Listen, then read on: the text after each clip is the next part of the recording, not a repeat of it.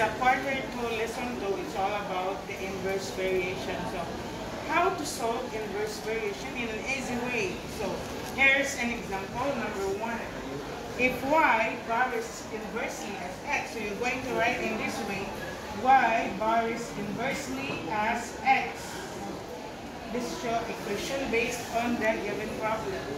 Now, since the given have two variables and two given in each variable, so we are going to compute the constant k first. So, how to compute the constant k? You have to do the cross multiplication. This is over 1, that is k times 1, you have k, which is equal to y times x, or yx. So, this will be your equation. On that equation, we can create the equation y sub 1, x sub 1, which is equal to y sub 2, x sub 2. This simply means you have the first value of y, which is negative 3, times the first value of x, which is positive 8, which is equal to the second value of y, which is unknown, and the second value of x, which is 12.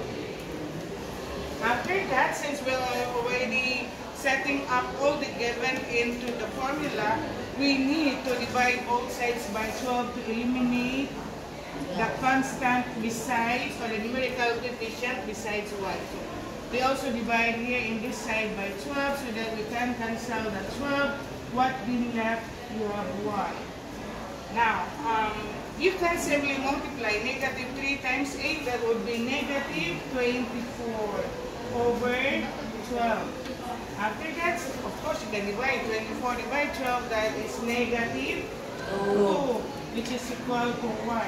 Or, by symmetric properties, y is equal to negative 2. By symmetric property of algebra. That's all for today.